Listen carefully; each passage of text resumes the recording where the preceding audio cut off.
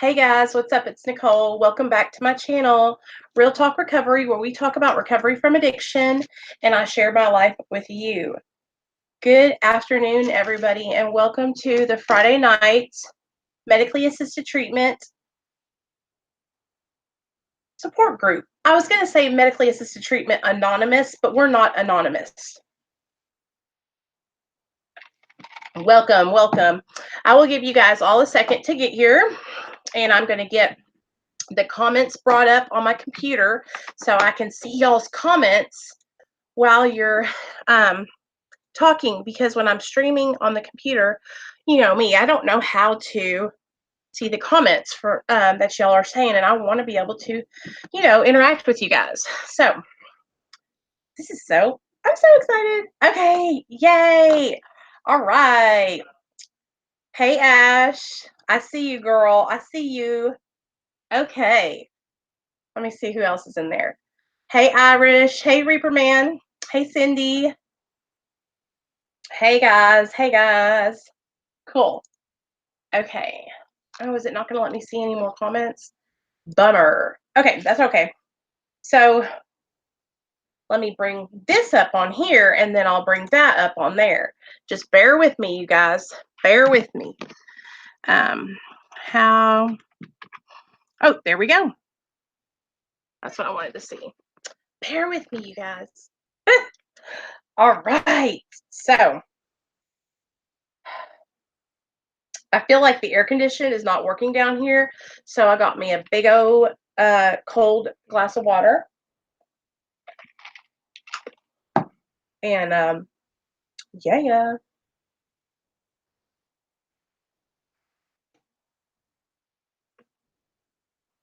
I'm going to tell you guys what we're going to talk about tonight.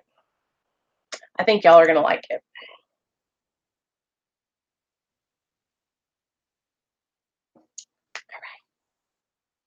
All right. Okay, guys. I see y'all. I see your comments now. Okay, good deal.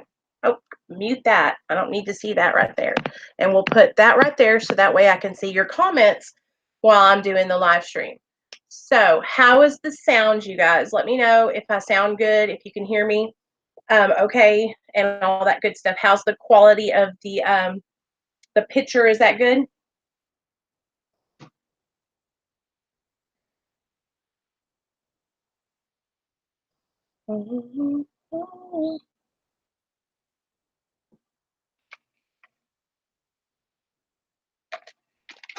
Okay, cool. Sounds great. Thanks, Ash. Is it buffering or anything, or is it just smooth on y'all's end? Because on my end, it looks like it's buffering. Oh, y'all, I am like sweating. Girl, I just got off work. I went in and I thought, hey guys, hey Marissa. I thought that when I went into work today that I would just get done real quick, right? And so I went in at like 9:30, 10 o'clock to get my 2 stores done. And it ended up turning into like longer than I expected.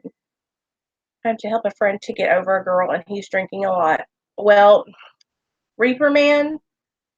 Okay, good. So here's the thing.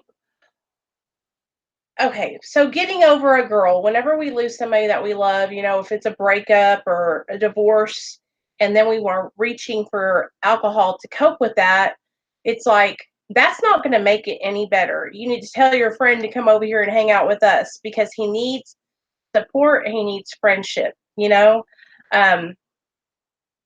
Drinking's not going to bring her back. So what we could do instead of drinking is like go out and like date somebody else. That's always what I've always heard. It's like if you break up with somebody or somebody breaks up with you and you're struggling with coping with losing that person, go get in another relationship. But that's not recovery advice now. That's just regular people advice. If you're in recovery and you and your significant other break up, take that time to just get to know yourself and focus on that. It is really hot. So what I wanted to talk with you guys tonight is I want to talk about how effective is medically assisted treatment for treating opioid use disorder or opiate addiction.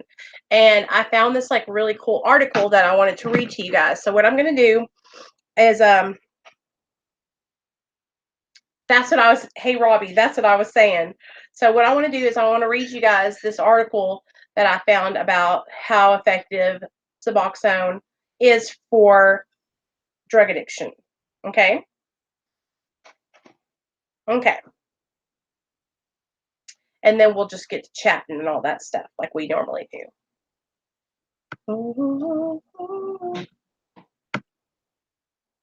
Okay, so medication and counseling treatment. So this is from Substance Abuse and Mental Health Services Administration, SAMHSA. And it says, buprenorphine is used in medication-assisted treatment, MAT, to help people reduce or quit their use of heroin or other opiates, such as pain relievers like morphine.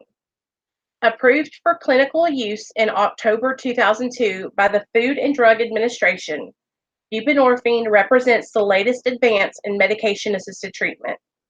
Medications such as buprenorphine in combination, now listen to this, in combination with counseling and behavioral therapies provide a whole patient approach to the treatment of opioid dependency. When taken as prescribed, buprenorphine is safe and effective. And then it goes on to share about the difference between Suboxone and methadone. Guys, it says, unlike methadone treatment, which must be performed in a highly structured clinic, buprenorphine is the first medication to treat opioid dependency that is permitted to be prescribed or dispensed in a physician's office, significantly increasing treatment access.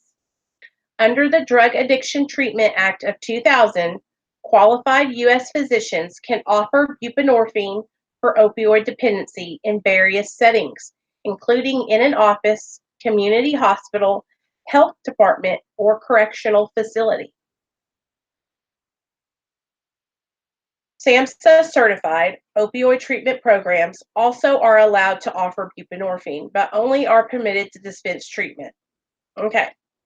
As with all medications used in MAT, buprenorphine is prescribed as part of a comprehensive treatment plan that includes counseling and participation in social support programs. So, just like I'm always telling you guys, Suboxone is not going to cure you. In order to get better and to change your life, if you're going to get on medically assisted treatment, it has to be combined with counseling, therapy, and some kind of recovery program. Smart recovery, refuge recovery, NA, AA. You need to be in some kind of behavioral program, right? Buprenorphine offers several benefits to those with opioid dependency and to others for whom treatment in a methadone clinic is not preferred or less convenient. Now, and I'm not knocking methadone, you guys. I have several of you guys that are on methadone, but the difference between methadone and Suboxone is there's a difference in the medication and how it works inside of you, but there's also a difference in the way that it can be prescribed. Because with Suboxone, the doctor can write you a prescription and send you on your way. With methadone, if you're getting it for addiction treatment, what they do is they have you come in every day and dose, and you have to work your way up to then getting weekly doses, then bi-weekly, then, and then I think you can get up to 7 weeks at a time take home, but I'm not sure because I'm not on methadone. But that's the difference. So some people might prefer methadone because they don't mind going in and having to dose. When other people, it's more convenient for them to get on Suboxone. Okay. The FDA has approved the following buprenorphine products, and here's some different products that are buprenorphine. Bunavail, which is buprenorphine and naloxone, and it's a film that goes in the side of your cheek. You stick it on your cheek and it dissolves through there. Suboxone, which is buprenorphine and naloxone, and it's a film, goes underneath your tongue. Zubsolv, which is buprenorphine and naloxone, and it's a tablet that has like a minty taste.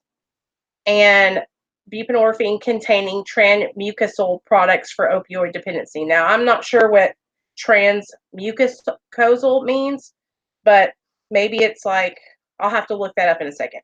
Okay, anyways, I also want to share with you guys how it talks about how buprenorphine works. So it says buprenorphine has unique pharmacological properties that help lower the potential for misuse, diminish the effects of physical dependency to opioids, such as withdrawal symptoms and cravings, and increase safety in cases of overdose. Okay, so it says buprenorphine is an opioid partial agonist. This means that, like opioids, it produces effects such as euphoria or respiratory depression. With buprenorphine, however, these effects are weaker than those of full drugs such as heroin and methadone. Buprenorphine's opioid effects increase with each dose until, at moderate doses, they level off. Okay, you hear that? So when you're first starting out, you will get a euphoria feeling because it hasn't leveled off in your. So this is telling us that even with further dose increases, this ceiling effect lowers the risk of misuse. So when you get to the ceiling effect that you can't go over it, you're not going to get any other feeling from the medication, and it just levels out. And then when you've gotten leveled out on it after about 3 to 4 days, that's when I noticed that I was just like at a smooth level. Then when you take it, you no longer feel any kind of euphoria or high feeling. This ceiling effect, okay, also because of buprenorphine's long-acting agent, many patients may not have to take it every day. Side effects of buprenorphine. Let's talk about this.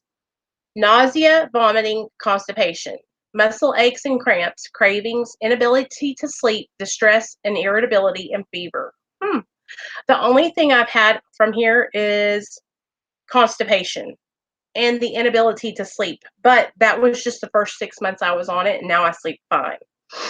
So anyway, I just wanted to share that with you guys because a lot of people, act like medically assisted treatment isn't helping people stay sober and isn't helping opiate addicts, find recovery. And it really is. It's changing people's lives, and it's allowing us to build a stable foundation, and then we can slowly taper off,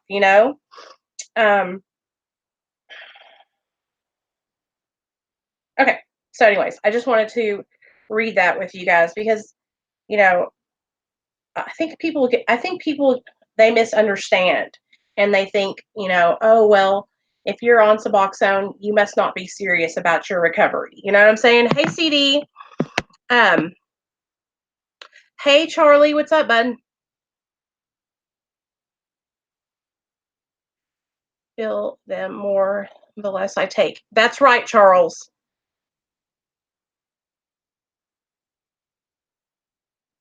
I know. And that's the thing, you guys. It's like we're dependent on the medication, okay? And that's what it is. So we have to really understand that there's a difference between addiction and dependence, okay? So you can be dependent on many different medications, okay? Or caffeine, okay? I'm dependent on my Suboxone, I'm dependent on Lexapro, and I'm dependent on Wellbutrin, okay? I will never not take my Lexapro and my Wellbutrin, you guys, because if I don't take it, then I would say that Lexapro, going without it cold turkey. Hey, Alex, I'm doing good. Thanks, baby. Stewie, right? um, if I don't take Lexapro, you guys, and I go without it for a couple days, I would tell you guys I'm so being honest. Lexapro is a worse withdrawal than Suboxone, than opiates in general. It's a worse withdrawal than any medication I've ever come off of. It was like my whole head was detached from my body. It was so uncomfortable. So that's why when people use the argument, well, you're just trading one addiction for the other. That's why That's why I get so angry, and I have to stick up for us, and I have to speak out about this, you guys, because there, you guys introduced me to one person who isn't dependent on anything in their whole entire life. You find me that person and bring them to me. And I mean anything. No caffeine, no nicotine, no sugar, nothing. Okay? You show them to me and then we can talk about it. But that's the thing, harm reduction and the quality of life. That's what I'm looking for here. What about you guys? Now, I'm going to share with you guys my quality of life when I was shooting Roxy's into my veins. Okay, I was homeless. I was trading my body and services to drug dealers for drugs because I had no money. I was stealing purses from the dealers to trade for dope. I was living on people's couches, whoever would let me sleep there. I was house hopping. That was the quality of life I had in active addiction.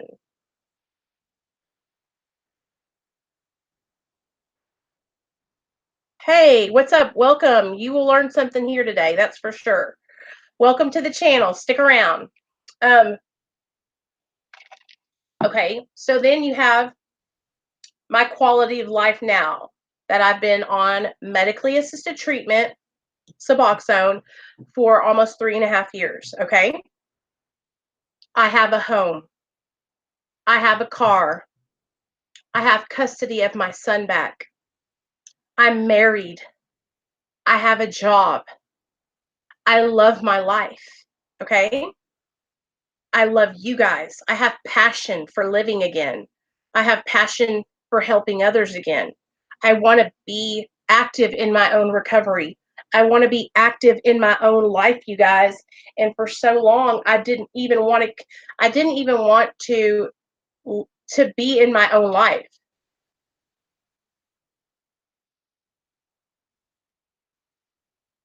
You know what, Charlie? Do not get discouraged because you can do it, Charlie. Okay? You need to give yourself time. I know it's been a year, okay? And it might feel like that's a long time. But this is the thing, and I'm talking to you, Charles. You need to listen. Stability. You need stability in your life, okay? You need to get somewhere where you can make sure you have 3 meals a day, a roof over your head, okay? Showers to take. You can live where you're living, but you need to make sure that you have all the all the things that you need for your life, right? So you can be comfortable. Because when you do a taper, you're going to want to taper low and slow, and you're going to have to take it easy, and you're going to have to be somewhere that you are comfortable, so that way you can get off the medication and be successful. Because what's going to happen if you're trying to rush yourself, okay? And in the position that you're in right now, baby, you don't want to be going through withdrawal, laying in that van sweating balls. You know what I'm saying? And listen, I'm not dogging you out. I'm not making fun of you. Like, I love you. I want you to know that I care about you, but I'm serious as a heart attack. You've got to get yourself a foundation and some stability in that sense, where that way you will be set up for success whenever you do taper and get off. So my suggestion to you, Charles, would to be to stay where you're at. If you want to lower your dose a little bit and taper down a couple milligrams, 2 to 4 milligrams, okay, um, and get yourself lined out, okay. Even if you just get yourself like a little 1 bedroom efficiency where you can sleep and take a shower and be comfortable with air condition and all that stuff. And then I would get a sponsor and I would start hitting a meeting. I would hit a meeting once a week at least. And I would get a whole group of people surrounding me that will support me when it's time for me to do this, to jump off Suboxone. And I would let people know, listen, I'm looking for a support group. I need people that are going to ride with me and check on me and make sure I'm okay, right? Do you know what I'm saying? And then so that way you have this support group all around you for whenever you do taper off, they'll come over and say, "Hey Charlie, I'm coming over to check on you and make sure that you're doing okay. I know you're probably not feeling well," or "Hey Charles, I was just coming over to bring you some, chicken noodle soup. I know you're going through it." So that way you have people that are like seriously invested in your life. And I know you probably think, "Oh, I'm never going to find those kind of people." But you will. You will. I see, that's what I'm talking about. It's that pride. And that pride is what keeps us struggling, you guys, because we think, "Oh, I can't ask people for help. That's going to be the worst." I know, believe me. Do you think I like asking people for help? Lately here, you guys, I've been trying to reach out to like bigger creators and like say, "Hey, let's do a collaboration." Right? Let's collab.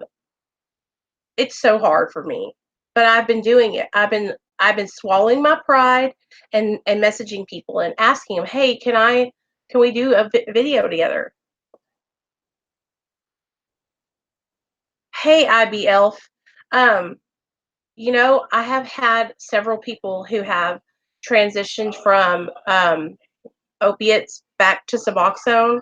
Like they were prescribed Suboxone and then they had like dental surgery or some kind of elective surgery, and then they had to transition from the opiates back over to the Suboxone, right? And so it's not so much. I don't think it's the hard time like with the medication, but the part that becomes difficult is knowing that you were just able to take opiates for a little bit, right? And have that like opiate feeling, that good feeling, right? And then having to get back on Suboxone, and you're not getting that relief from Suboxone that was produced by the opiates. Do you guys know what I'm talking about? And so what happens is in our mind, thank you so much, Charles. You don't understand how much that means to me that you even say that, like for real. Um, in our minds, because what happens whenever we take an opiate into our bodies, right? We've been on Suboxone for 1 year, 2 years, 3 years, and say we have to stop taking our Suboxone for a couple of days, right? So we can get on the opiate painkiller. So that way we'll be okay. We won't have pain, because just because you're a drug addict, you guys, doesn't mean you have to struggle with pain. It doesn't mean you have to go through the torture chamber. Okay, it means what you do is you set up a plan, you get people surrounding you, you get a group of people and you say, "I need help." Okay, I need you to hold my medication. I need you to make sure that she holds it and doesn't give it to me and only gives it to me as prescribed. You know what I'm saying? So that way you have a team of people that are backing you up. Because I know for me, if I had a surgery and I had opiates, if I gave them to my husband, I could hustle him into giving me one extra. Do you understand? So I have to be honest with myself. Who can I give these to that is not going to give me the extras? Well, that would be my mom. You know, and so I would give them to my mom, and my mom would have to dispense them to me. But what happens is when we get that opiate feeling after so long of not feeling that feeling, see, opiates and Suboxone do not feel the same. When you take an opiate, right, it feels good. It's like, relief. But then when you're taking Suboxone, you're not getting that like, feeling that you would get from opiates. Do you know? You're not a failure. I was just talking about being a failure or failing today on the way home. And it's like, none of us wants to fail. I mean, none of us, we want to succeed in our recovery. We want to do the right thing. I mean, we want to stay sober. We want to change our lives. Sometimes things just get in our way a little bit. Right. And so the first thing that we can do, you guys, is be honest with ourselves. And once you're able to get honest with yourself, then you'll be able to be honest with other people.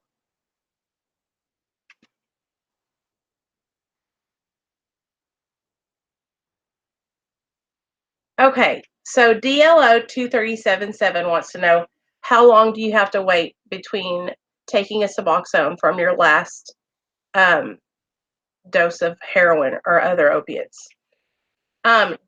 Honestly, this is my experience, and my experience only. I'm not a medical professional. I'm not a doctor. I'm not, I'm just telling you what they did for me. When I went into detox, they made me wait 24 hours. Exactly, 24 hours from the last time I shot Roxy's. Yes, it has. And if for some reason, now listen, if you take it and you think you're going into precipitated withdrawal or you're vomiting, honestly, it's probably not that you're going into precipitated withdrawal. What it probably is that the medication is strong. So maybe half it and only put half underneath there. Because when you're taking it all at once, it can make you nauseous. Hold on just a second. Yeah? Okay, I'm coming. What's your dad doing? Yeah.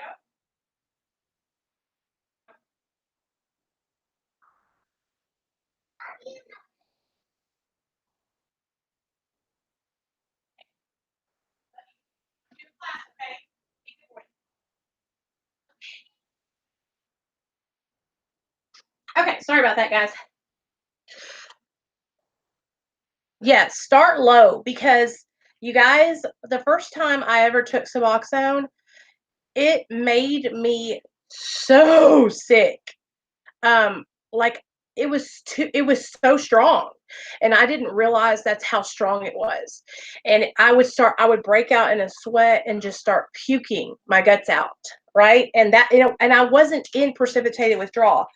It's just that the medication is really strong, you guys. Not waiting long enough. Yeah, you have to wait a full 24 hours from the last time that you did the opiates. Okay. um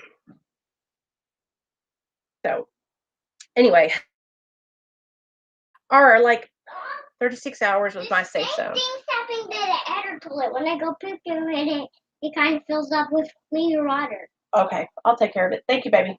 A little bit, but it's not that bad. Okay. So, I'm so glad y'all are all here.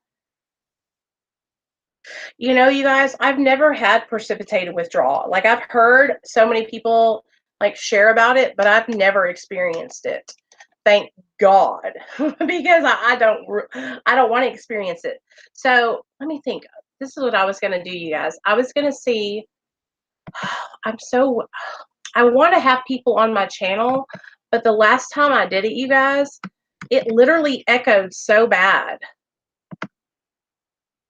So do you guys have any questions? Does anybody have anything that they want to talk about or share? I'm reading you guys' comments right now. Okay. Hey, Rob, what's up? You never called me.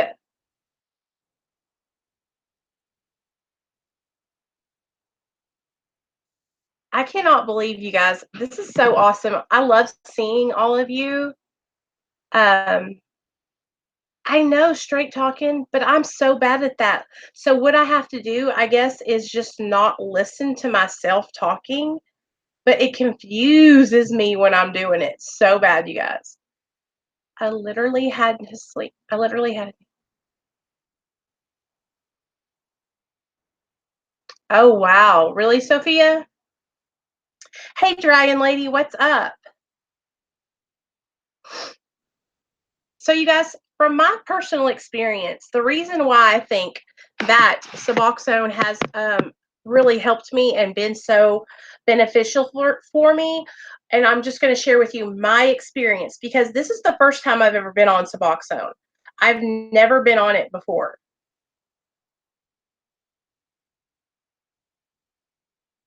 IB Elf, absolutely, absolutely.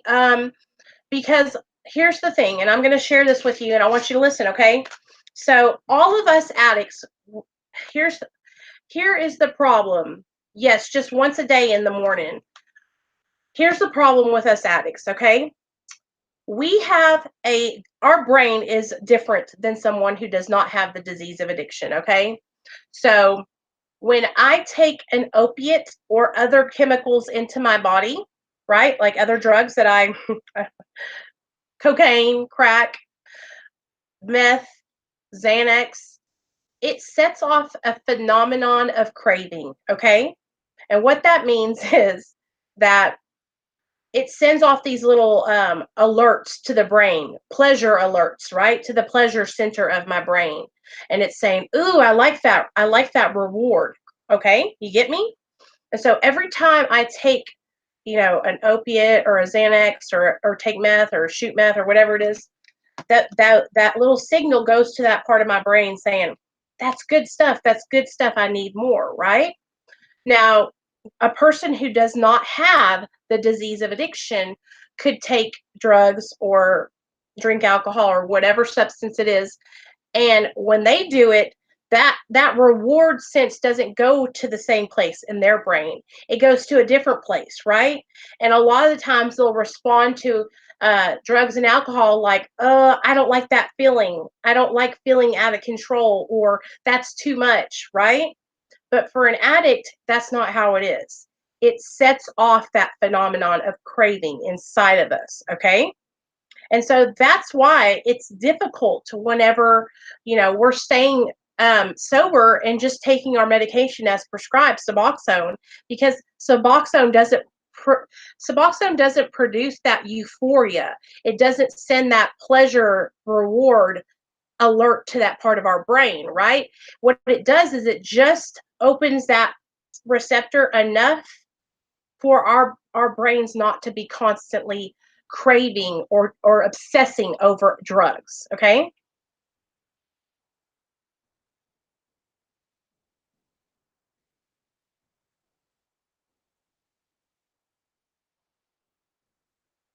Okay. Yeah.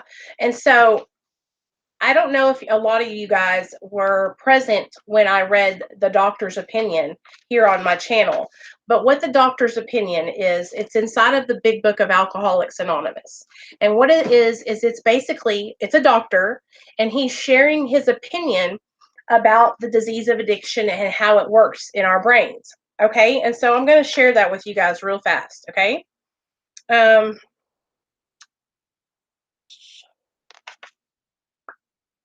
okay. So listen to this.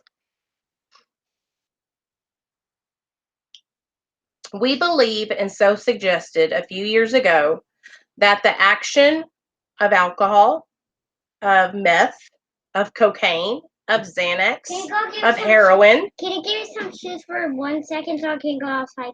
Yeah, they're in the back of my car. Go grab them. Yeah, I know. On these chronic alcoholics or addicts is a manifestation of an allergy. That the phenomenon of craving is limited to this class and never occurs in other people, in normal people. Okay. Do you hear that? So that phenomenon of craving, it doesn't occur in anybody else. It only happens in addicts' brains. Okay. And so that's why we're so different. That's why you guys can see your friends drinking and partying and having a good time and not turning into all out junkies, because they don't struggle. They don't have the disease of addiction. They don't have this phenomenon of craving that sets off inside their brain. Okay. These allergic types can never safely use drugs in any form at all. Okay. It says never safely use alcohol, but we're just going to say everything. And once having formed the habit and found they cannot break it, once having lost their self confidence, their reliance upon things human, their problems pile up on them and become astonishingly difficult to solve. Okay? That's the way I can explain it to you guys, is that it's like an allergy, okay? And so a lot of people that, okay, so with Suboxone, that's why Suboxone is so much easier to not like misuse, because if you're taking it as prescribed, you guys, and you're not diverting your medication and you're taking it daily, you're not going to get any kind of high from it. Okay? Allergens. No, they don't, Charlie. They don't understand. And a lot of people will look at you and they'll say, oh, you're just choosing to be an addict. You just choose that life, right? But the thing about it is I'll be straight up honest with you guys. Yeah, I chose to get high the first time I got high. I was 17 years old. I didn't have the mental maturity to even know what was about to happen to me. And I got high for the first time and I loved it. Did I think I was going to turn into a drug addict? No. Did I think that I was going to lose the power of choice and never be able to stop? That's what happened. I got to a point where I wanted to stop so bad. I wanted to be sober so bad, you guys. I can remember times where I would go into treatment and I would have every intention of staying sober when I got out. I would stay there for 30 days and I would come out and I would be so ready to stay sober. And I would fail every single time, and seeing the disappointment in my family's eyes, seeing my sisters and my mom and dad have to struggle because they didn't know whether I was going to live or die. Like, I hated that. Like, I wasn't happy. That's why I didn't come around for so long, because I knew that I was ashamed. I was ashamed. I was embarrassed, right? I was afraid that, I was never going to get better. Absolutely. Suboxone helps cravings, and that's what it does. That's what it specifically does the best, is that it opens up the receptor in your brain just enough to where you're not constantly thinking about opiates. That was what it's made for, is to help with the cravings, help with the naloxone blocks other opiates from being able to get in there, so that way you can just.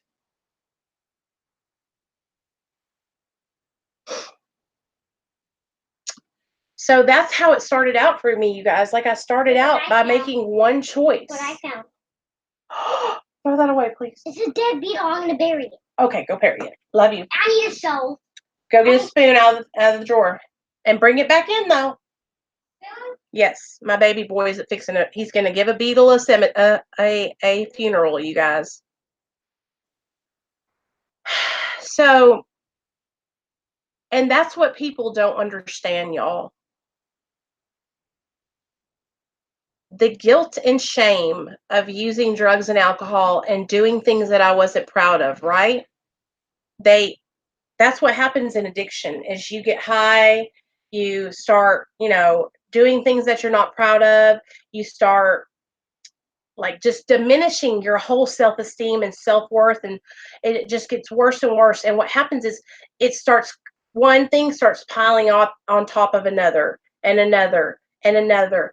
And before you know it, you're so far down the hole of addiction that you have no idea how to get out. And so that's why Suboxone has been so effective in helping me, because it allowed me to be able to get into therapy and start learning about why was I using drugs and alcohol to cope, right? Why was I trying to cover up my feelings? Because, you guys, that's what it was all about. Okay? When I was in active addiction, I was running from myself. I didn't want to face myself. I didn't want to face reality. For some reason, when I was born and I was growing up, I just always felt like I wasn't good enough. I just always felt like I didn't fit in. And I know you guys know what I'm talking about. And so I struggled for many, many, many years thinking, what's wrong with me? Why do I always feel like I'm just one step behind everyone else, right? And so when I tried drugs, it's like drugs made me feel like I was 5 steps ahead of everybody, right? And like I was actually leading the pack.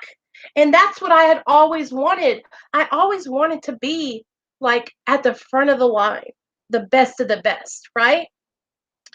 And so when I found drugs, they made me feel like I was the best. But what I didn't realize is that was a false sense of confidence.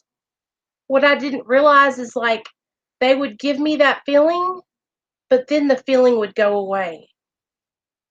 And the longer I kept using and the longer I got into my addiction, the farther I got into my addiction, the less and less that feeling was produced. Okay? So that's what happens is drugs and alcohol stop working. And it was probably like 6 years into my addiction when I realized that I was no longer getting high and enjoying it. I was getting high and miserable. I was getting high and wanting to die every single day. And it wasn't until my son was born that I realized that I didn't want to die anymore because I didn't care about myself. I didn't care about myself enough to not want to die.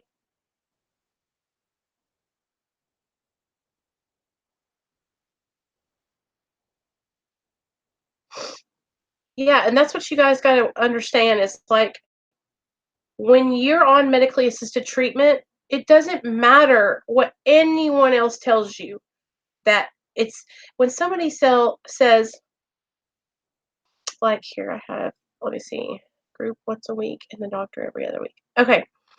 The program where I'm at is okay, so the way you start out is you go in and you have to take a drug screen, then they give you a physical and they actually give you like a kind of psychological evaluation to see how you're doing like mentally, right?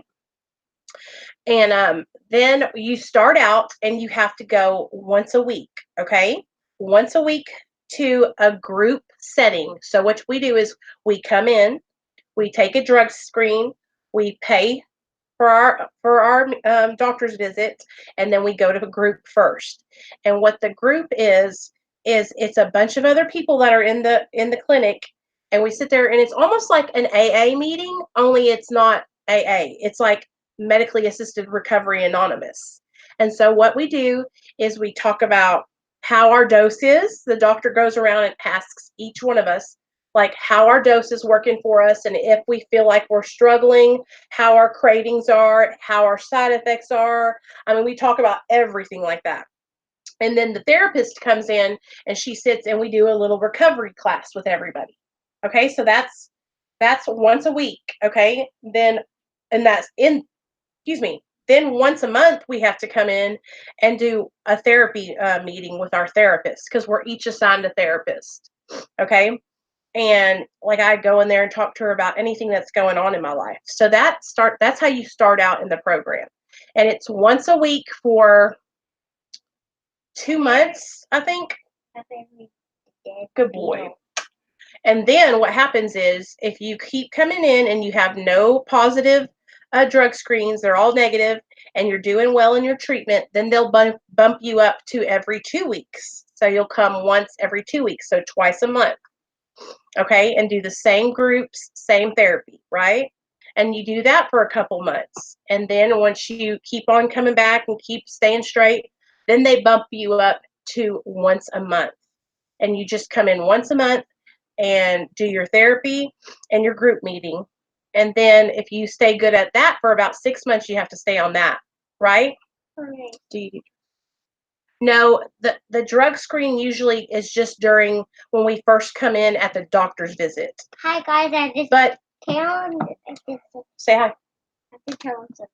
Okay, I just buried the. They can't see my face. go ahead. You buried a beetle. There. I buried a dead beetle. Good boy. Let's see what they said. What did they say? Oh, he's cute. What? No, the beetle. And so, but they can drug test us anytime because it's random. They do random drug screens and random pill counts. Like they call us in to count our medication. So then you get bumped up to once a month. Now, after you do once a month for about 6 months, then you bump up to quarterly, which is once every 3 months. And that's what I am on right now is once every 3 months. And I go in August, actually, and I'm supposed to taper down more.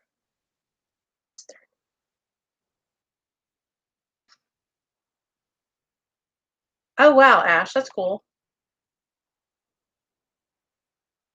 He sure did, Charlie. He got a proper burial. That's my boy. He's so sweet. So, yeah, it's a good program, you guys. And the doctor and everything, they're all like, they've known me for almost 4 years now. Like, I've been going there for 3.5 years. And they never like this neck is driving me insane. That's why I keep on going like that.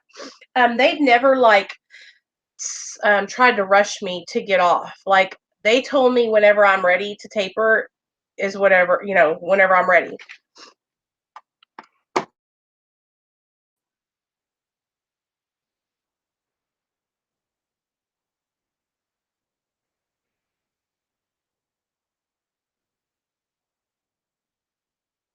Yeah, I think and here's the thing, you guys, like, if I could have gotten on Suboxone and I could have gotten my recovery together in 3 months, 6 months, right?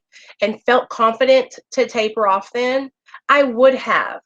But I'm telling you guys the truth. Like, when you're in active addiction for 13 years, 14 years, 20 years, you're not going to heal overnight.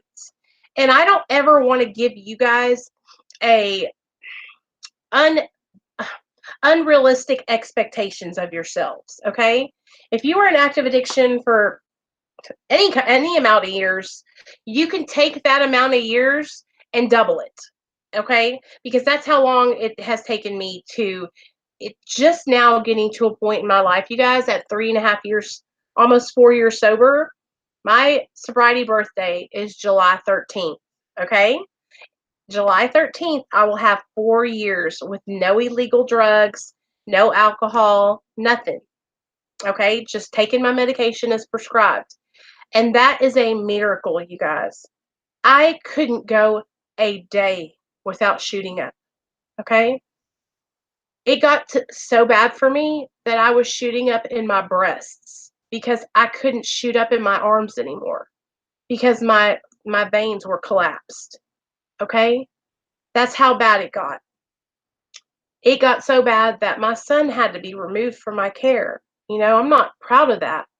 And so the fact that I haven't used illegal drugs in 4 years is a huge accomplishment. And so I'm just now getting to a place, you guys, where I love myself and I feel good about the decisions I'm making. And I'm confident and I know that I'm making the right choices and I'm doing the right thing here. You know what I'm saying? Like, I used to really go back and forth and like second guess myself, and I would also let other people's opinions affect me, right? I would let other people's opinions make me second guess myself, especially with my channel here.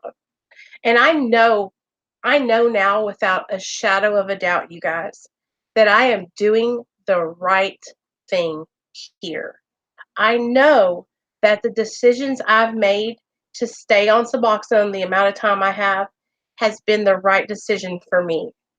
You know, I know I check my motives daily that what I want to do here on my channel is create a platform and a community for addicts and alcoholics to come and feel accepted, feel not alone, have friendships, and build trust with each other, right?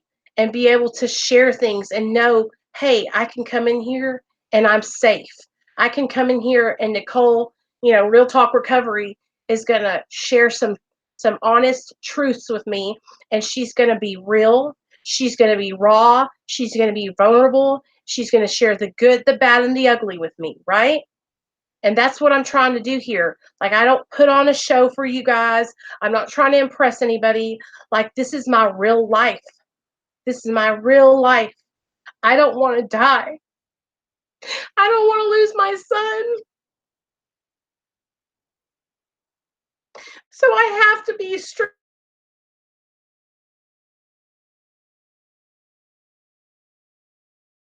And that's why I just share my life. Like, There's no part of my life that I don't share. Like, nothing is edited out. Nothing is, like, staged or extra pretty. I just want to be transparent with you guys. My life used to be horrible, and it was because I was killing myself, right? I used to be miserable on the inside. I used to hate every single day of my life, and I just wanted to die. And I don't want to die anymore. And I want to help other people too.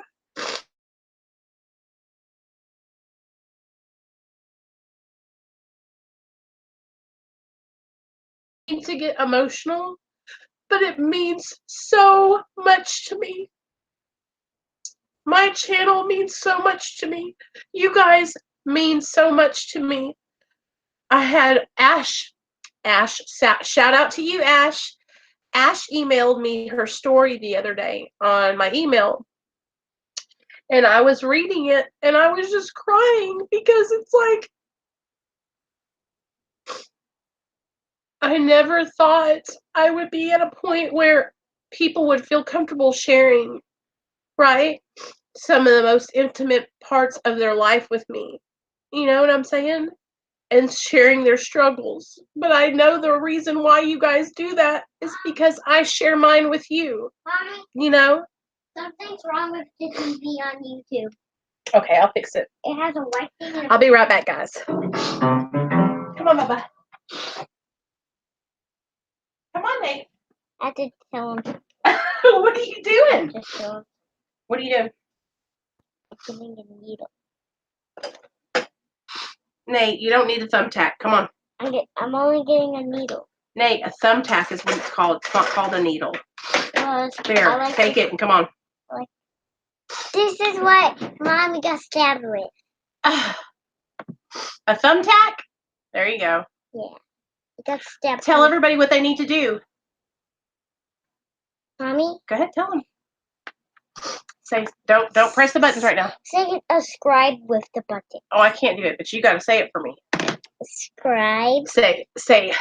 There you go. Stand up right there. I have to sit down. Nope, sit down right here. I have to sit down. I have to sit down. Go upstairs. I'm going to take the YouTube. Go upstairs. Nate, you cannot press the buttons up on a live stream. I'm not going to tell them. Okay, go. Guys, don't forget to subscribe and give us 1,000,000 thumbs up, actually. Good job. No, for real. Give us 1,000,000 thumbs up. Good job.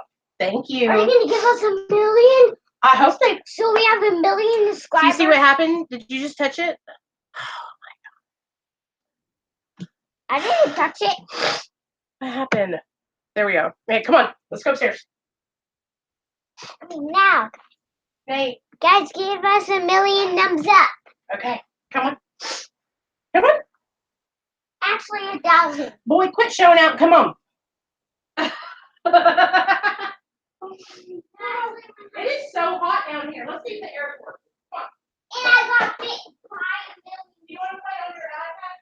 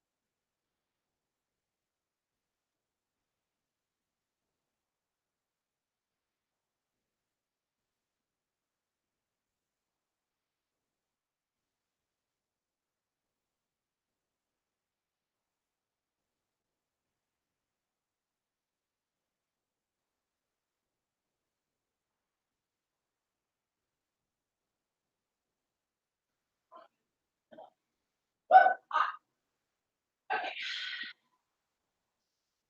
All right, guys. Sorry about that. I changed shirts too. Because that shirt was driving me insane.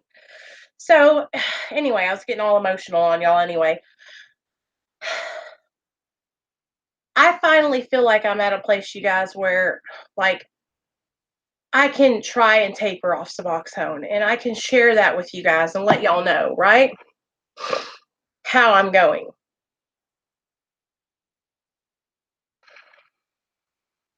And that's been 3.5 years, almost 4 years. 4 years. Let's just say 4 years, because it's literally almost July. That's been 4 years of like constant therapy, constant meetings, recovery talking with my sponsor, sponsoring other people, right? Working with other people that have the disease of addiction and sharing my experience with them and them sharing their experience with me. That's been 4 years of me every single day with recovery at the front of my mind. Okay. And so imagine if I was not so focused on my recovery, right? Thank you, Dragon Lady. I cried when I saw that video. You don't understand how much it meant to me. Because that's what I want. I want people to know that they can come here, and it doesn't matter. Like, it doesn't matter if I have personally don't really get along with you, or we don't like each other. If you want to come to my channel and like be here and be with the people that are in recovery, like I want you to be here, right? There's really not anybody that I just genuinely dislike, right? I just don't put up with BS on my channel, and I block people who are just nasty, right? And so, but really, honestly, I've only had a bad experience with 3 people. And other than that, it's been amazing here on YouTube. So I feel so blessed to have such an amazing subscriber support system. And that's what you guys have been for me, is just a major support, right? Charles, you have to do it, baby, because I've been watching you on Instagram lately. You guys, I don't know if y'all are subscribed to Charlie, but he has a channel too. And he doesn't talk about anything that I talk about, but Charlie, I think that what you should do is like make another channel, or do you have another channel that has less subscribers on it, and start talking about recovery and doing something that's positive in your life. And you'll see, like, when you start putting out positivity and trying to help other people, that stuff will start coming back to you. I feel like what's happened over there on your channel is that you just have people who are just waiting to tear you down. Block them. Block them. Get them out of your life. If somebody comments something that's horrible, like I see them do on your channel, block them. Okay? If somebody comments something about, oh, you're homeless, blah blah, block them. Like, you're not going to find people like that over here on my channel, because we don't put up with that kind of bullshit. If people try to come over here talking crazy to me, I don't need them in my life. That's why I have my channel. Not because I want people over here talking shit to me, right? Hey, Dan. Absolutely. Absolutely. Disable it. For a long time, I would look at the like to dislikes on my channel, because I get dislikes too, baby. I have a whole crew of haters, just so y'all know. Here's the thing. When people are, and you know what, Charlie? Yes, you should. Because for a person like you who is in recovery, you don't need that extra bullshit. Okay? What I had to learn is that people who are coming over here disliking my videos, they literally sit here and wait for me to upload a video every day, right? And so imagine having so much free time on your hand that all you do is sit at home and obsess over Nicole DeMeo or obsess over Charles Marlowe, right? That you wait for their notifications to come on so you can go and dislike their videos. That's what it's like. Yeah, disable them. Hey, the recovery, what's up? Yeah, because here's the thing. You don't need that added stress in your life. You're trying to live your life right. You're trying to make changes. You're trying to stay sober. If your channel's not bringing you positivity and building you up and helping you, then make some changes. Block the trolls, disable the like to dislike ratio, right? But also what you got to start doing, Charlie, is you've got to start making videos that reflect the kind of, you got to act like the way you want people to act back to you, right? So if you're trolling people all the time, what do you think's going to come over on your channel? Trolls. If you're kind and loving and tolerant and supportive, what do you think you're going to get? That's what's going to happen. And what will happen when people see you changing and doing this kind, supportive, loving, like doing the next right thing kind of attitude is, and you keep following through with it and stay doing it. Don't just say you're going to do it for one day and then fall off. You got to stay consistent. Those people who sit there and watch your videos just to troll you and say horrible shit to you, guess what? They're going to get bored because you're not going to be giving them any fuel for their fire anymore. See, that's what I had to learn, is that I used to bite back when people would try to start stuff with me. I have blocked them so they can't even get into contact with me. The only way they could get into contact with me is if they sent me a message on email. Because what would happen is people would, oh, are you talking about me? And then the next thing I know, I'm talking about it on a video, right? And that would fuel them. And then they would see me getting upset and they enjoy it. They like seeing me hurt, right? Well, then you just need to block the people. If they're talking shit to you because you're talking about Ebola virus, then block them. Do you know what I'm saying? But that's the thing. And here's the thing about YouTube is we build the audience that we're going to have here on our channels, you guys, by the way we are on our channels. If I promote hate and violence and trolling and drama here on my channel, then guess what's going to come to my channel? Hate, trolling, and drama. If I promote recovery, love, and tolerance, kindness towards all, guess what's going to come to my channel? And that's the truth. I'm telling you guys. Like, I have really been struggling for the last couple of weeks because I'm like, I just want this channel to become something so big so fast, right? I want to, and I'm not talking about for money. Like, I want to be able to come on here and have 1,500 people on a live stream, all talking about recovering and sharing their experience, and people coming on and grabbing the link and coming on the live stream. Like, I want that so bad, right? And so I'm like, we're really working hard on networking and getting to my name out there and sharing it with other people, right?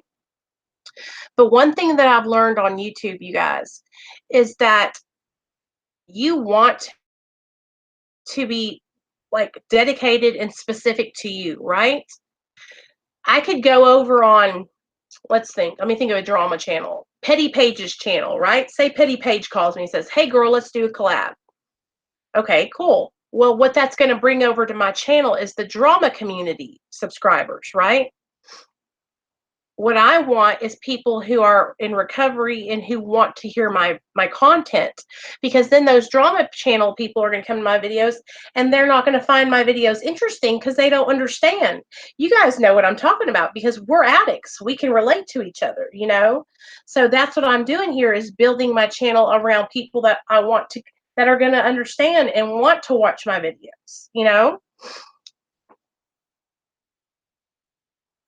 Streaming with 0 people in the chat. Yeah, yeah. Me too, Amanda. Me too. I have been on it for almost 4 years now. July 13th will be my 4-year sobriety birthday. So welcome to the channel if you're new. So that's what my video had started out about, you guys. We were talking about how medically assisted treatment, Suboxone, is effective in treating opiate use disorder, opiate addiction, okay? And I was actually sharing some of my personal experience with being on Suboxone long term. And then I was also reading some of the stats on, long-term Suboxone use and how it's beneficial for addicts when in combination with therapy and behavioral therapy and some kind of recovery program. So, and all of those stats that we read, you guys, it always says in combination with. Like, if you're an addict like I was, you can't just get on Suboxone and be cured, right? You have to follow that up with working on the inside, right? Because that's really why I used. Drugs and alcohol weren't the problem. It's me that's the problem, you know? I was just using drugs and alcohol to cope with life, to feel differently on the inside, to get that like relief that I was searching for. That's awesome, Dragon Lady. I'm so glad. But I'm so happy that you and Irish Reaper Man are always here because y'all are just amazing and I love y'all so much. I love y'all. Y'all are my people. But you know, that that is why, you guys, I got so angry when I watched Chris from the Rewired Souls video about Suboxone.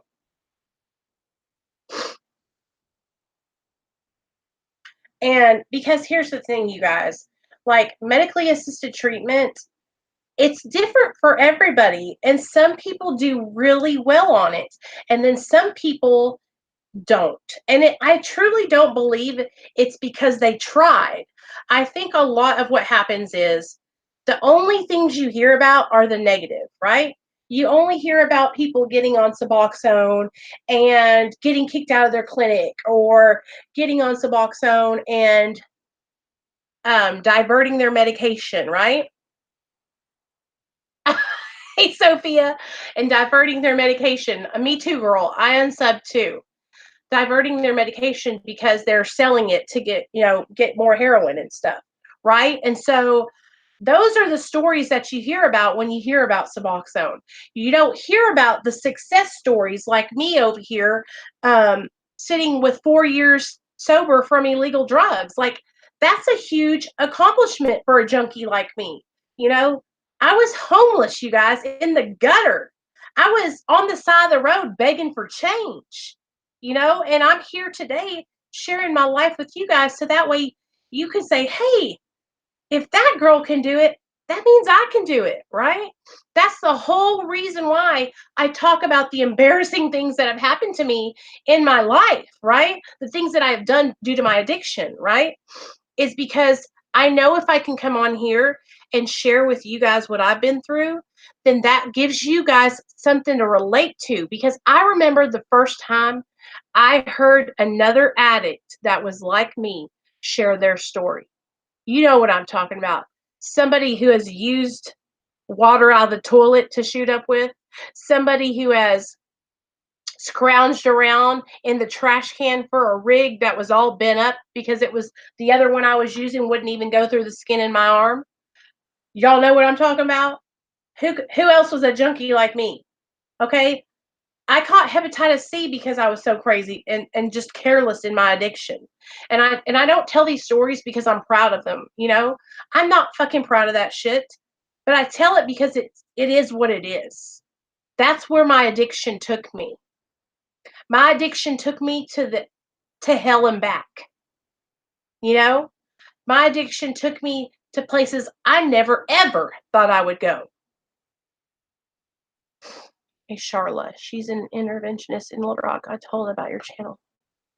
Hey, Jay, I don't think I have. I haven't, I don't think, but if you want to, give her my email. Here, I'll write it down real fast so you can see it.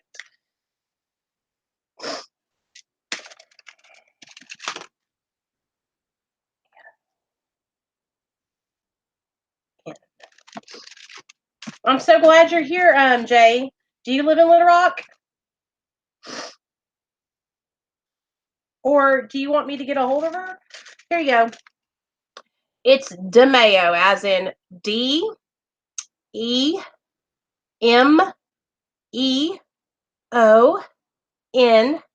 at yahoo.com.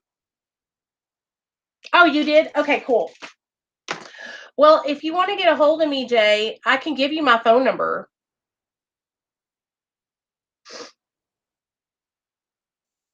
So, okay. Also, you guys,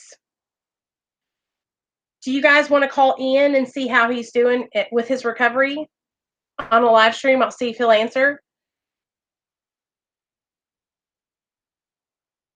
Oh, shoot, Jay. Well, I would love to talk with her. That would be amazing. Email me so I can send you my phone number, okay? Email me so I can text you my phone number. You're fine. Don't even worry about it. It's all good. I love whenever, listen to me, I love meeting new people. I love, like, anything I can do to help other people, you guys, like, let me know, because I love helping other people. So let's talk about Ian for a second.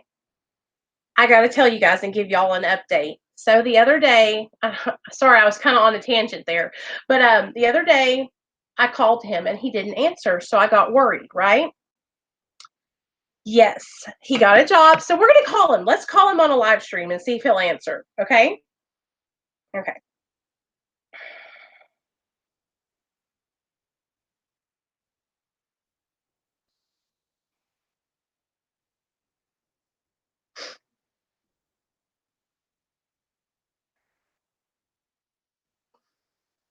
I know you guys can't see, I can't see your comments right now, so let me see if he'll answer.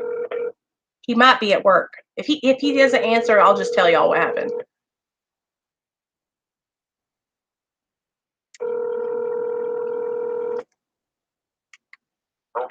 Hey. How you doing? I'm doing good. Okay, can you talk? Yeah, for a few minutes. I'm at an NA meeting. I'm starting like 7:30. Okay. What's up? Everybody wants to know how you're doing. I'm on a live stream and I told them I'd call you and let you tell them how you're doing. Hello? Oh, hell. Hello? Huh. Well, he'll call me. That's crazy. It's literally, he's at an NA meeting right now, you guys. I should call him back. Hold on, let's call him back.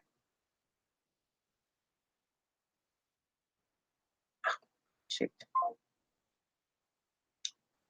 Oh, well, shit. Maybe he'll call me back. Well, he's at an NA meeting. Oh, here he is. Hey. Hey, I'm sorry, my phone must hate people. It's okay. Tell everybody about the guy and the car. I wanted them to hear it from you. Mom? What? Oh, about the guy with the car? Yeah. Yeah, so this old friend of mine. Shit. All right. Yeah. Sorry about that. Yeah, so an old friend of mine, he asked me to go car shopping with him, right? Uh-huh. He knows that I can haggle and whatnot. So I went car shopping with him, and it turned out to be pretty advantageous for him. We got him like a rad ride for really, really cheap. And I knew he had a vehicle. I didn't know what had happened to it. I mean, I hadn't talked to the dude in a long time. And after we got done going car shopping, he took me out, for lunch and all that. And then he was just like offhandedly, we're sitting there eating, and he goes, so how about you just take the car that I had? I was like, what? And he was for real, no strings attached. He was like, look, man, you need a vehicle, and I'm going to give you mine. I was like, well, wait a second, I can't pay you, And he's like, no, I'm giving it to you. He said, you're doing everything the way you're supposed to be doing it. You're not getting any help from anybody, so I'm going to help you. It was freaking amazing. I wanted you to, everybody's hearing you on the live stream, because I was like, I don't want to tell y'all the story because I want him to share it with you, because they were all asking about how you were doing. I told my mom that story the other day, and me and my sisters and my mom, we were all crying. Oh my God, are you serious? Yes. I'm on live stream with all these people right now, huh? There's about 25 people in the chat right now. Yeah. Okay, cool. So, hi, everybody. They just wanted me to check on you, and I said, he's doing good, I promise you guys, but they wanted to hear it from you. Well, that's awesome, Nicole. Yeah, I'm doing good. So you're at an NA meeting, right? Yeah, I'm at an NA meeting right now. And what, man, I'm telling you what, I'm going to have to send you my address so you can swing by and show me that new car. I'm so proud of you, man. I love you so much, just so you know. Nicole. I love you too. Yeah, I'll come by anytime. Okay, cool. Yeah. All right. Well, I love you. Have a good time at your meeting, and just keep, just let me know how you're doing about just once a month, okay? Once a month. Yeah, I can do it more than once a month. I'm so proud of you, Ian. Yeah. You don't understand. I'll give you a shout soon. I'm so damn proud of you. Love you. Thank you. I love to. Thanks. Bye. Bye. Okay, so let me tell you guys, for those of you who don't know, what was it, you guys? Probably about 30 days ago, maybe a little bit more than that, maybe a month and 2 weeks ago, I was driving down Rodney Parham, and I looked over to the side, and me and my little boy were driving, and looked over, and Nate said, "Hey, Mom, are we going to stop and give that man some money?" Because a lot of the time when I'm driving, you guys, I'll just give people my spare change. Because, like I said, I used to panhandle. I know what it feels like to not have money. I know what it feels like to be on the street and be hot and sweating and just miserable, right? So sometimes I'll give people some money. Well, I looked over, and the kid was sitting on the bus bench, and he just looked like he was just so upset. So me and Nate pulled over, and I went and talked to him, and it ended up being somebody that I went to school with when I was in grade school, like kindergarten to 12th grade, right? And that's Ian. And I said, "What's up, man? Are you okay?" And he just grabbed my hand, and he started sobbing. And he was like, "You don't understand. Like, I'm homeless. I'm a heroin addict." And at this time, he had 2 months sober because he got on methadone. And so I was like, "Listen, okay, I'm going to help you out. We're going to freaking help you." And so I told him I would call him that afternoon. And so I called him that afternoon when I got home on the live stream, and we all raised up, what was it, you guys? $150 we raised up to pay his rent at the halfway house that I found for him. And I actually had him on the video, and he was crying and so grateful. And he got in there, and he paid the rent, and now he has a place to live. And it's been 30 days since he's lived there. And you guys just heard it. He got a car. He's got a job. And this is all because he is doing the right thing. But if God hadn't placed me, I'm telling you guys, it was a miracle, because I haven't seen this kid in 20 years. I was just driving down the road, and Nate goes, "Mom, are we going to give him some money?" He was right there. And so we pulled over, and if we hadn't seen each other, I don't know what would have happened, because he was telling me later on, he was like, "You don't understand. Like, I was contemplating living or dying that day. Like, I was thinking about killing myself." And now to hear him like laughing and at an NA meeting, I'm just so grateful to be able to be a part of that. You know what I'm saying? And I cannot tell you the joy that floods me every time I get to hear about a new milestone that he's achieving. You know what I'm saying? Like I said, I called him to check on him the other day, and he was saying that his friend just gave him his car, right? And it's a 1998 Nissan Maxima, you guys. And so that stuff doesn't happen, you know what I mean? Unless you're like, that's that's a miracle. That's a higher power. That's somebody watching out, right? Um, that's like so amazing. And so, yeah.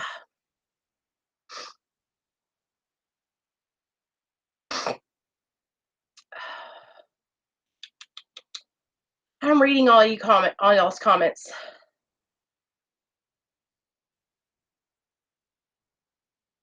Yes, you guys. So that's what had happened. Hey, Sandra. He was actually a prosthetic doctor. Like, he would fit. He's like had to get his graduate degree. Like, very smart. And he ended up being an IV heroin addict because he hurt his back at work, got put on pain pills, and was homeless on the side of the road. I mean, if you guys could have seen him that day, like, I would never video camera somebody in that. Like, "Hey, Nick, what's up?" I would never like video camera somebody that's vulnerable like that when they're sick and struggling. You know what I'm saying? But now that he's in recovery and he's doing well, like, I can call him, and you guys can, hear him. And maybe one day he'll come on the channel, and you guys can really like, see him, because it's just a miracle what God has done for him already, right?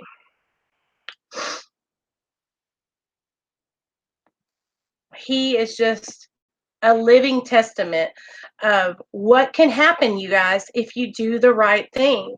You know, if you're struggling, you guys don't ever have to struggle, because all you got to do is reach out for help. Okay, I know it's not comfortable. I know it's scary. I know it's hard to say, hey, I'm struggling. Can I get some help? But all you got to do is email me and I will help you with whatever I can. And you guys know that. And I'm not going to like take advantage of anybody or hurt anyone. Like, I will literally just help you make phone calls and we'll find somebody, some way for you to get help. Okay. None of you guys are alone. And you just got to know that you got me in your corner and everybody else here that's on the chat, you know? And so the struggle is real with the disease of addiction, and too many people are struggling with the disease of addiction for us to be turning our backs on each other. And we've got to unite and join forces to help people, you guys, like seriously. And that's what it's all about. You know, there's no judgment. If you're on medically assisted treatment, fuck what other people think. You do what's best for you. If I let what other people said about my recovery affect me, I wouldn't be where I'm at today. Okay? If I let people's opinion of me and how I'm on medically assisted treatment take me down, I would be high right now. And you know where they would be doing? Still living their life. That's what you guys have to remember. These people who want to judge you or point fingers or say that you're not sober because you're on Suboxone or methadone, guess what, you guys? They're not living your life. Guess what, you guys? Recovery is what you make it, okay? Whatever you are focused on, do it to your best ability, right? Now that I'm in recovery and this is my life, this is my passion. I do this because I'm doing it with the best of my ability. I'm going to help other people until I die because it gives me so much. It fucking gets me pumped, you guys. It's my new drug because I love seeing other people turn their lives around, you know? Thanks, Reaper Man. Love you.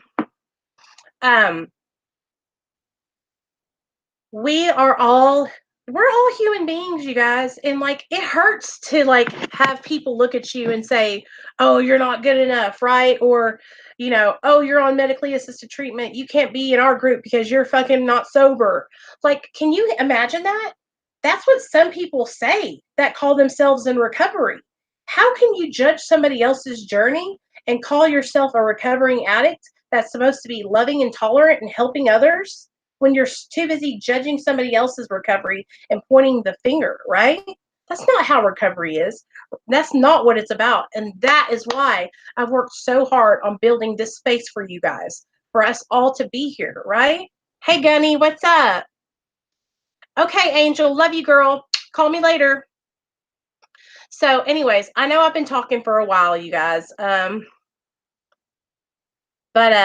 Yeah, so I hope you guys enjoyed tonight's MAT support group meeting. There's a lot of you guys in the chat tonight. Listen, if you have a topic that you guys want me to discuss next Friday, comment down below, okay? Put it on my community tab. At me on Twitter, at me on Instagram, okay? Email me, DM me. I will call you right back, right? Hey, Amanda, if you want to hear my whole story, Amanda, when you click on my channel, there's a playlist and it's called My Opiate Addiction. And it's literally 4 parts and they're hour-long videos. And it's in a playlist. So it's at the top of my channel. You'll see it. But it's a 4-part playlist. And it's, like I said, 4 hours. But it tells everything. Amanda, I'm actually working on tapering and I'm down from 8 milligrams. Down from 12 milligrams to 8 milligrams. Gunny has tapered off. A lot of us are in the process of tapering off.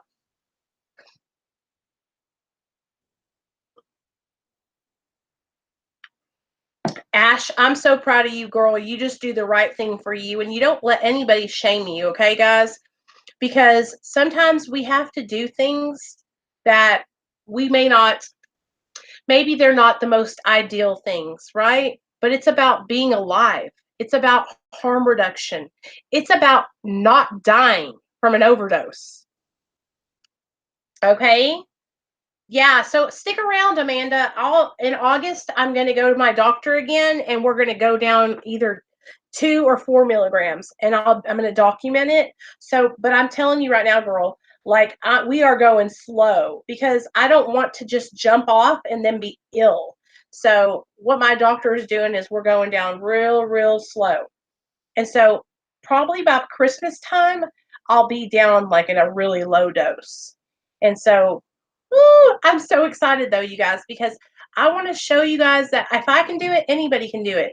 But it doesn't matter. Like, if you're on medically assisted treatment, take your time. Do not worry about what other people are doing. Do not worry about um, how long so and so took to get off their medication, or this person's been on it for that long. It is specific to you. Do not worry about what other people are doing, okay? Just take your time, Amanda. Listen to me. Get involved in therapy and some kind of recovery program, okay? If you're not already. And that will help you so much because you're going to need the support. And come back here and hang out with us. I do these kind of meetings every Friday night. Then on Sunday nights, we do the Narcotics Anonymous basic text. And on Tuesday nights, we do Alcoholics Anonymous Big Book Study. And now that I have my laptop set up like this, now I can have guests on my channel. So I'm going to start scheduling some people to come on and share their story. So, yeah. So be looking out for that, you guys. I got a lot of stuff planned. I'm super excited to let other people come on here and share their stories of addiction and recovery. So that will kind of spicing things up a little bit. But every Sunday, Tuesday, and Friday, we have meetings like this at 7 p.m. Central Standard Time, where you can find lots of support from other addicts and alcoholics who have been where you've been, and you are not freaking alone. Okay? Okay. So, y'all give this video a thumbs up. Share it with your other friends who are in recovery. Invite them over to the channel. Invite all these people that you know to the channel to hang out with us. That's awesome. Amanda, I'm so glad you're here, girl. For real. For real. If you guys want to, follow me on Instagram and Twitter and DM me so we can talk. Yes, Sandra, I will call you. But seriously, you guys, DM me. I love hearing from you guys, and I will call you. I will message you right back. Ask all my girls. They will tell you. Sonia, Sandra, Annie, Amber, Angel.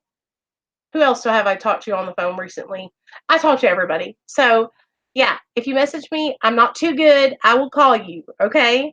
I love talking to you guys and getting to know you guys.